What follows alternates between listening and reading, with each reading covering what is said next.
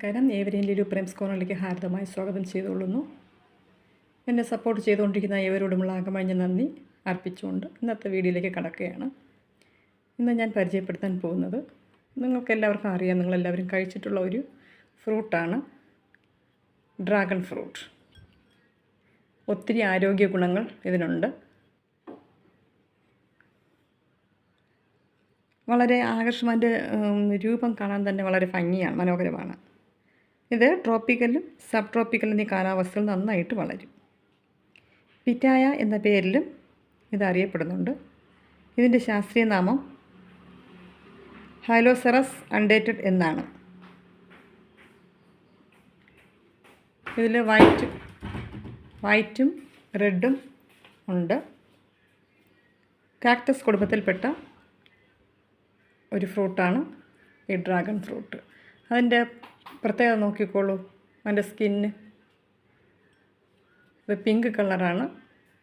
അതോടൊപ്പം തന്നെ അതിൻ്റെ പുറത്തുള്ള ഈ ഗ്രീൻ കളർ എന്ന് പറയുന്നത് ഡാർക്ക് ഗ്രീൻ അല്ല, നമ്മൾ ചൂടുവെള്ളത്തിലിട്ടെടുത്ത ഒരു കളറാണ്. ഗ്രീൻ ആ ഒരു കളറാണ്. കണ്ടല്ലോ, വളരെ മനോഹരമാണ് അതിനെ കാണാൻ, പുറംതോട് കാണാൻ. മലയാളത്തിൽ ഇതിന് ഡ്രാഗൺ ഫ്രൂട്ട് എന്ന് പറയും. ഹിന്ദിയിൽ കമലം, തമിഴിൽ ഡ്രാഗൺ പഴം, ഇംഗ്ലീഷിലും ഡ്രാഗൺ ഫ്രൂട്ട് എന്നും പിറ്റായ എന്നും അറിയപ്പെടുന്നുണ്ട്. അപ്പോൾ ഇതിൻ്റെ പുറം തൊലിയുടെ കാര്യം പറഞ്ഞല്ലോ.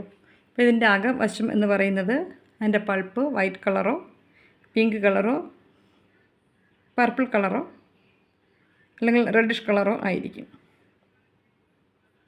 അതിൽ കറുത്ത ചെറിയ വിത്തുകളും കാണാം. നമ്മൾ കട്ട് ചെയ്ത ഫോട്ടോ ലാസ്റ്റിൽ കാണിക്കാം. അപ്പോൾ അതിൽ കറുത്ത പൊട്ട് പോലുള്ള കടുക് പോലുള്ള കുഞ്ഞു സീഡുകളും നിറയെ ഉണ്ടായിരിക്കും. ഇതിൻ്റെ ടേസ്റ്റ് എന്ന് പറയുന്നത് കിവിയോട് സാമ്യമുണ്ട് ഇതിൻ്റെ ടേസ്റ്റ്. കാലാവസ്ഥ നല്ല വെയിൽ കൂടിയ ഉഷ്ണമേഖലാ കാലാവസ്ഥയാണ് ഇതിന് ഏറ്റവും അനുയോജ്യം. വെള്ളം വാർന്നു പോകുന്ന തരത്തിലുള്ള ലോമി മണ്ണാണ് നല്ലത്. ഇതിന് നമുക്ക് കട്ടികൾ കൊണ്ടോ വിത്തുകൾ കൊണ്ടോ നമുക്ക് തൈകൾ ഉൽപ്പാദിപ്പിക്കാവുന്നതാണ്. ഇത് നട്ട്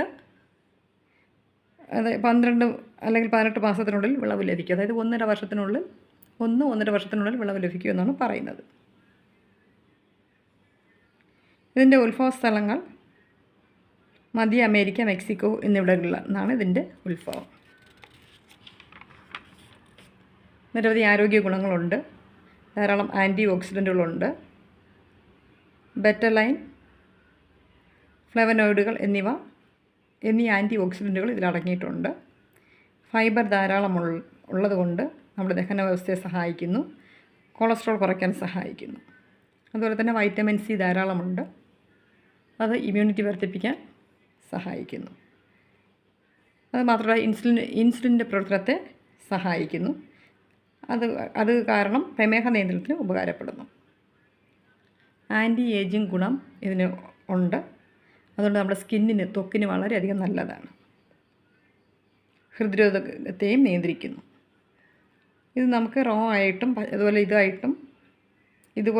ഇതുപോലെ അതായത് പാകം ചെയ്യാതെയും ജ്യൂസായിട്ടും സ്മൂത്തി ആയിട്ടും ഐസ്ക്രീം ഇവയിലൊക്കെ ഇത് ചേർക്കാറുണ്ട്. ജാമും ജെല്ലിയും ഇത് ഉപയോഗിച്ചുണ്ടാക്കാം. സലാഡിലൊക്കെ ഇത് ചേർത്ത് നമുക്ക് ഉപയോഗിക്കാം.